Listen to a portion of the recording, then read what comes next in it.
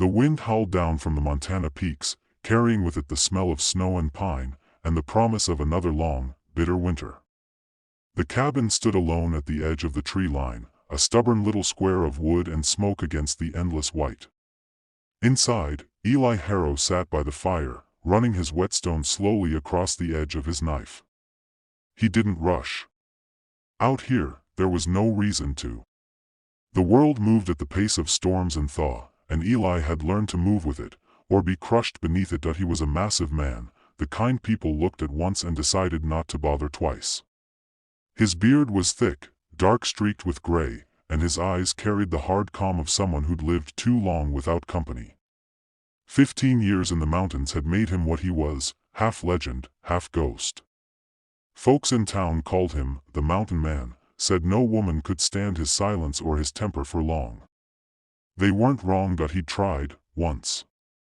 3 mail-order brides had come up the trail, each carrying her own kind of hope. The first had been a delicate thing from Virginia who cried herself to sleep every night until the sound drove him out into the snow just to escape it. She lasted 5 days. The second was a bold, painted woman who flirted with every trader who came by. She disappeared on the 4th day with a pack mule and half his whiskey. The third, he didn't even like to think about. She'd taken one look at the cabin, smelled the blood and smoke and loneliness in the air, and turned her horse around without saying a word. So when the letter came that winter, telling him another bride was on her way, Eli nearly tossed it into the fire. But something stopped him, the handwriting. It was bold, looping, unafraid. "My name is Clara Mayfield," it read. "I've worked hard all my life. I'm no flower, and I don't scare easy. I can cook, sew, and chop wood if I have to. Don't expect me to faint at a little snow." He'd snorted when he read it. Women always said they were strong until the mountain taught them what strength really was. Still, something about that note stuck in his mind. Maybe it was the tone, steady, no nonsense, like she'd already decided she belonged. When the stagecoach finally came grinding up the trail through the snow, Eli was outside splitting logs. The cold air burned his lungs. He stopped mid-swing as the horses came into view, steam puffing from their nostrils. The driver, wrapped in furs, gave him a quick nod. "Got your lady, Harrow," he said, climbing down stiffly. The door creaked open, and out stepped Clara. Eli's brows rose before he could stop himself. She wasn't like the others, no lace, no tiny waist, no trembling at the cold. She was a big woman, solid and sure on her feet, her cheeks flushed red from the wind. Her coat strained a little at the buttons, her gloves looked worn, and her brown hair was tucked under a simple scarf. But what struck him most were her eyes. They were steady. Not wide or frightened, just alive, watchful, weighing him the way he was weighing her. "You're Eli Harrow?" she asked, voice firm, not a hint of nerves. "That's right." "Good. Help me with my trunk, will you? It's heavy." He blinked. The other women had waited to be offered help, fluttering like caged birds.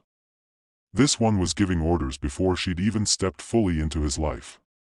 He lifted the trunk easily. It weighed nothing to him, but she was right behind him, trudging through the snow with her smaller bag slung over her shoulder. Inside, the cabin was warm but rough. One bed, one table, shelves lined with jars of dried beans and salt pork, a rifle hanging over the hearth. She looked around, nodded once, and said, "It'll do." He frowned. "Ain't much." "Neither am I," she said simply, setting her bag down. But he couldn't decide if she was joking or serious. Before he could ask, she was already pulling off her gloves and rolling up her sleeves. "You got something to eat?" He gestured toward the pantry. "There's venison. Dried vegetables. Flour. Good. I'll make stew." And she did. She moved about his kitchen like she'd always been there, humming under her breath as she chopped and stirred. Eli watched her from his chair, the firelight glinting off her hair. She wasn't graceful, not in the usual sense, but she moved with purpose, like everything she did had weight. When she finally handed him a bowl, the smell nearly made his mouth water. He hadn't eaten real stew in months. "Hope it's not too salty," she said. He tasted it. "It's perfect." "Good. Eat before it cools." He obeyed. It felt strange to have someone giving him orders in his own home, and stranger still that he didn't mind. After supper, she poured him a cup of coffee, took her own seat near the fire, and stretched her legs out with a sigh. "You look like a man who don't talk much," she said. "I ain't got much to say." "That's fine. I talk enough for both of us." Eli didn't laugh, but the corner of his mouth twitched. He wasn't sure what to make of her. Every time he thought she'd shrink away from the silence or the cold, she just filled it instead, with words, with motion, with life. 3 days passed. The snow came harder. They worked side by side, he chopping wood, she patching his shirts, sweeping, cooking, keeping the place warmer than it had been in years. He noticed things, the way her cheeks dimpled when she smiled, how she scolded him for not wearing gloves, how she sang to herself when she thought he wasn't listening. On the 5th day, he found himself staring at her longer than he meant to. He'd caught her kneading bread, humming again, her hands strong and sure. There was a calm about her, a certainty that the others had never had. That night, when the storm grew wild, rattling the shutters, she sat knitting by the fire. The light made her face glow warm, soft. Without looking up, she said, "You're waiting for me to leave, aren't you?" He grunted. "Most do." "Well, I ain't most." He looked at her, long and hard. "And if I told you to go?" She didn't flinch. She set down her knitting, turned to him, and said, "You'll have to carry me out, mountain man. I don't leave when things get rough." He should have been angry. No one spoke to him like that. But instead, something deep in his chest broke open. A sound came out of him, low and strange and rusty.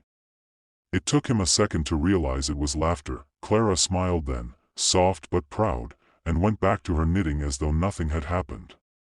The storm outside raged on, but inside, for the first time in years, Eli Harrow felt warmth that didn't come from the fire. He watched her, realizing with a kind of wonder that she hadn't just entered his cabin, she'd entered his silence, filled it, and refused to be pushed out. The mountain had tested her, and she'd stood firm, and for the first time, Eli began to think that maybe, just maybe, she was the one who'd stay. By the time the spring thaw crept down from the mountain peaks, Clara had been with Eli for nearly 3 months. The snow outside had turned to slush, the streams had started to whisper again beneath the melting ice, and the valley below was waking up from its long, cold sleep. Inside the cabin, everything was different. The place that once echoed with silence and the creak of old wood now carried the steady rhythm of life, the scrape of a broom, the hiss of a kettle, the sound of laughter that Eli didn't quite know how to make stop once it started. No one in town had expected her to last. The traders and ranchers who stopped at the supply post would nudge each other and joke about the mountain man's newest bride. Some said she'd freeze before the first week was out, others said she'd run screaming down the trail by day 4 like the rest. But each time a trader came by, he'd find smoke curling from the chimney and 2 sets of footprints in the snow. The obese woman, as they crudely called her, hadn't just stayed, she'd settled in. Eli didn't care much for gossip, but he couldn't ignore the way things had changed. She didn't ask for help, didn't cry about the cold or complain about the work. She mended his clothes, patched the roof, and kept the cabin cleaner than it had ever been. But it wasn't just her hands that changed the place, it was her spirit. The silence that had once pressed against him like a weight now felt peaceful. He found himself talking more than he used to. Short words at first, past the salt, good stew, storms coming. Then more. Stories from his trapping days, small memories from a life before the mountains. She listened, always, never interrupting, her hands busy while her eyes stayed warm and steady. One morning, he woke early to the soft sound of her breathing beside him. The fire had burned low, and dawn was just brushing gold across the frosted window. For a long time, he sat there, watching her sleep. Her face wasn't delicate like the women he'd known before, it was strong, lined faintly from years of work and laughter. But there was a peace in it he couldn't look away from. Something inside him tightened, a feeling so unfamiliar he almost didn't recognize it. When she stirred and caught him staring, she grinned sleepily. "You're thinking again," she murmured, "maybe." "About what?" He turned back to the window, watching the sun push through the trees. "About why you stayed." Clara sat up slowly, pulling the quilt tighter around her shoulders.